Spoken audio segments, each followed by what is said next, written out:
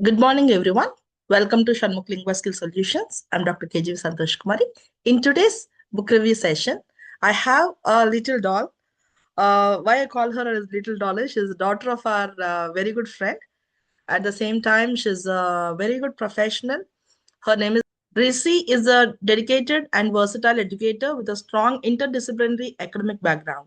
She holds a Bachelor of Science degree in mathematics and chemistry, a master's degree in English, and a Bachelor of Education with specialization in both mathematics and English, including a focus on intellectual disability education. She is TEFL certified and has achieved an IELTS band score of 7, which is C1, demonstrating strong proficiency in English language communication. Currently, she is serving as an English language educator in Uzbekistan, where she is committed to innovative and learner centered pedagogical practices. Her diverse qualifications reflect her passion for inclusive education, language instruction, and academic excellence across disciplines. So, without any further ado, let's join our hands and welcome Miss Nissi to our today's book review session. And the book she's going to review is How to Win Friends and Influence People. So, welcome, Nissi. Thank you, ma'am. Thank you so much for the introduction. Today I'm going to talk about a very famous and powerful self-help book that's called How to Win Friends and Influence People by Dale Carnegie. And this book is not just about making friends. It's actually about understanding people and building strong relationships and becoming someone others naturally respect and listen to. And even though it was written many years ago, the ideas are still very relevant today in school, workplace, or almost everywhere. So, let me first introduce the author briefly. So, Dale Carnegie was once a struggling salesman, but he became one of the most influential writers in personal development. His teachings focus on human behavior, how people think, feel, and react. And this book was published in 1936, and even today it has sold millions of copies worldwide. And that shows how powerful and timeless his ideas are. So, his book, uh, like this particular book, is special. It doesn't just give a theory, but he gives real life situations and also practical advice we can actually use. So, here are the. mm, 1 minute. Yeah. So we have core principles. We have four core principles, and we'll look into the first one, that is handle people with care. So this includes three main ideas. The first one is do not criticize. The second one, give honest appreciation. And the third one, arouse inner desire. So we'll see one by one. The first one, don't criticize.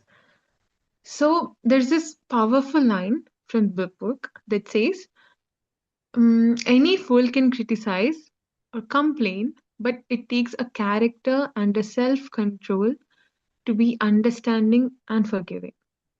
And this really made me think. Like, suppose, let's take an example. Let's take an example of any classroom situation.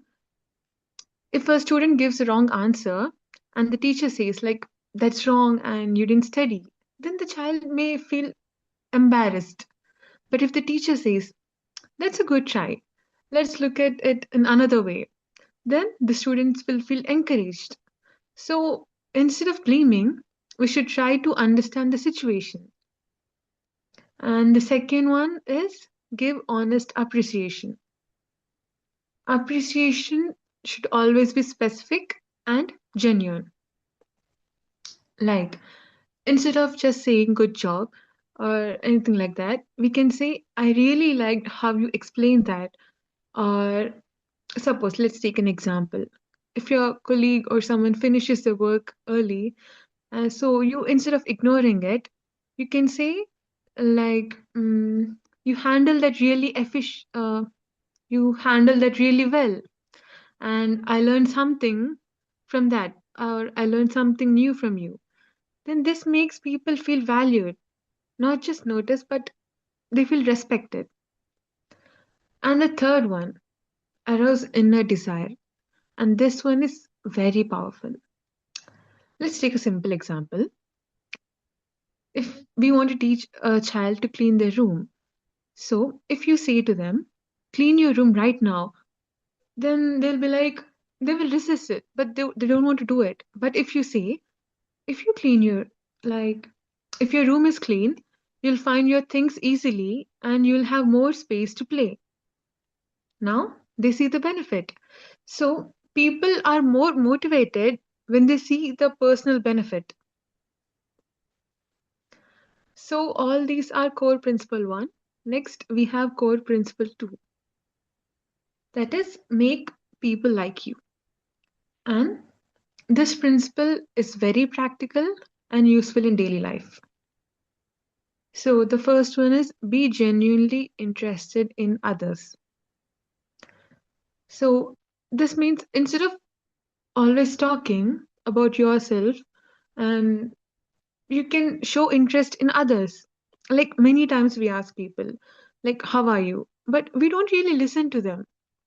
So real interest means like asking follow-up questions, and it may be even remembering small details. And the next one, smile sincerely. So a simple smile can make a big difference, right? Like when you smile, you look more approachable and more friendly. So it also helps in making a good first impression. And the next one is remembering names. Yeah, it creates instant connection. Like, suppose for an example, if you met someone, you say, hey, you, or something like that. But when you say their name, if like if someone calls you by your name, you automatically feel seen, right? So it shows respect, and automatically you can feel the connection with others. And the next one is listen more than you speak. I think this is even more important because most people, I believe, they love talking about themselves. Like, if you listen carefully to others, they automatically feel closer to you. This can be like nodding your head or giving eye contact and not checking your phone. So, all these things, it shows that you matter, like the conversation, the other person matters. So, all these are the core principles of the second one. Next, we have core principle number 3. It is win people to your way of thinking. In this part, it teaches us how to handle disagreements smartly. We have avoid arguments, show empathy, and use the yes yes method. So, what is avoid arguments? So, whenever you're arguing, the arguments don't usually solve the problems. They even more damage the relationships. Suppose if you're arguing with a friend to prove that you're right, even if you win the argument, sometimes you may lose the friendship. And the second one, show empathy. Empathy is in trying to see things from the other person's perspective. Suppose if someone is angry, instead of reacting immediately uh, with so much of anger or frustration, you can just ask them, why are you feeling this way? You can let them talk, you can help them understand. And this builds their understanding. And the third one is use the yes yes method. That is, you need to start with the things you both agree on. Like, for an example, if there are two students, uh, they want to agree about the examination or something about the results. So, if they both can agree on getting the good result, so maybe they both can study together using any particular method or any particular yeah, timetable or any particular method. So this makes the other person more open to your idea. And we have core principle 4. It is be a leader. This principle is about guiding others in a positive way. What we're going to do is we're going to begin with a praise, and it also has encourage improvement and help others save face. So, what is begin with a praise? Suppose when we are giving a feedback, start with something positive, like you did a great job, just one small thing you can improve, that is, so on, whatever you want to say. So, this makes the other person more open to correction and encourage improvement.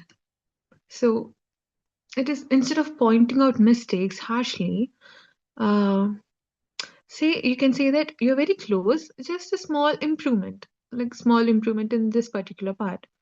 So it motivates instead of discouraging. And the third one is help others save face.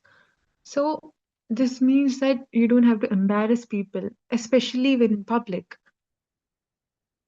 Suppose if someone makes any mistake, you can just correct them privately. You can talk to them later, you can correct them privately. So this maintains their dignity and respect, and also the other person will not lose their confidence.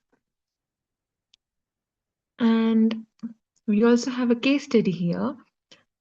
This PPT here, it shows a real life example, like how a manager improved workplace conditions by appreciating the workers, listening to their problems, and encouraging the safety.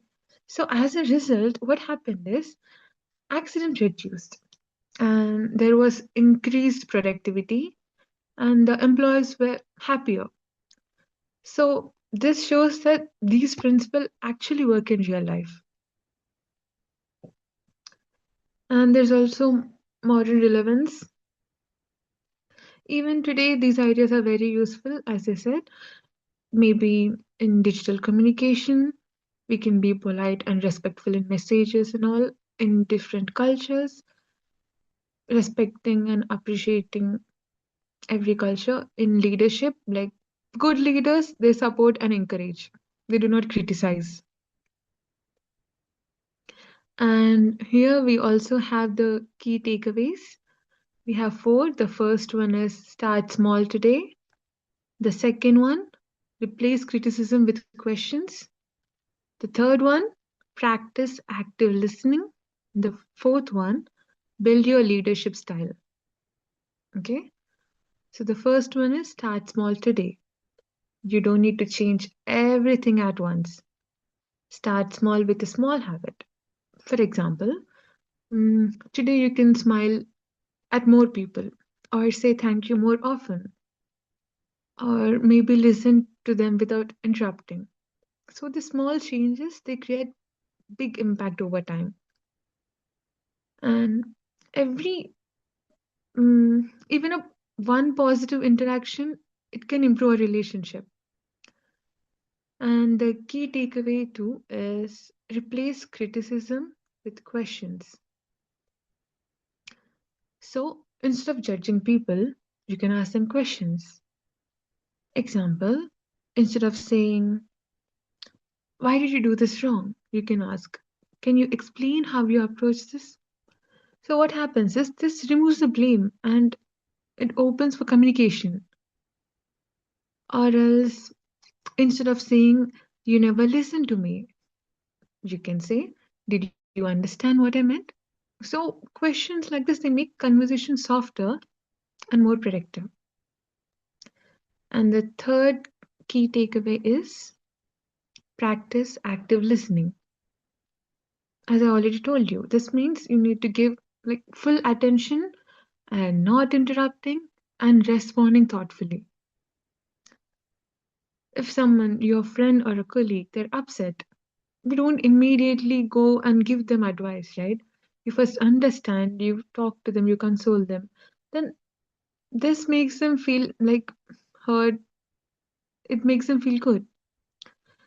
And the fourth one is build your leadership style.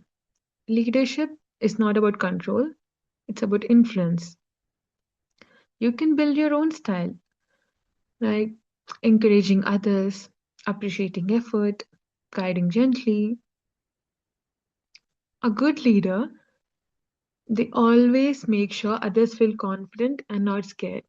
Okay? So we can start becoming a positive leader in small ways, maybe at home or in a classroom, anyway, in workplace.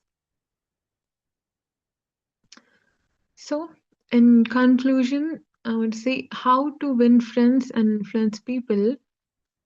This book is a timeless masterpiece and it continues to resonate with the readers across generations. Like whether you're a professional, uh, you're looking to enhance your leadership skills, or maybe you're just trying to improve your personal relationships, then this book will definitely help you. And I would just like to end by saying that people may forget what you say, but people never forget how you make them feel. And this book teaches us exactly that. So I hope you all liked it. Thank you. Thank you, ma'am, for giving me this opportunity. And thank you so much, Nissi, for the wonderful review. So, anybody wants to add anything or give a feedback on the review or anything like that? Hi, ma'am, and Yeah. hi, Nissi. Uh, that was an excellent presentation. I remember reading this book long back, and it was a beautiful revision for me. And one thing that even I follow and I find it very useful is, when you sell something, instead of asking them to buy, if you are able to convince that they're going to get a lot of benefit out of it, I think it works. It works even with the students. I just tell them how much it will, no, what is in it for them, and then it's very easy to convince them to do it also. So thank you so much, and it was a great presentation. Thank you, ma'am. Yeah. Thank you, Vaishnavi ma'am. Sunita ma'am, would you like to add anything?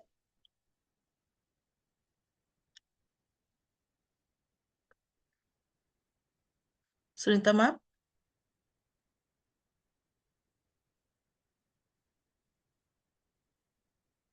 Okay. So, thank you so much, Nissi. So, thank you everyone for being present. And okay, Sunita ma'am has given a symbol. She doesn't want to talk right now. Okay, very good.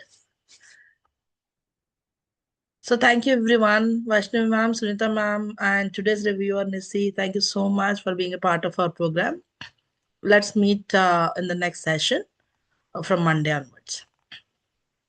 Thank you, ma'am. Bye bye. Bye bye. Thank you so much. Thank you, ma'am. Bye. Thank you, Nana.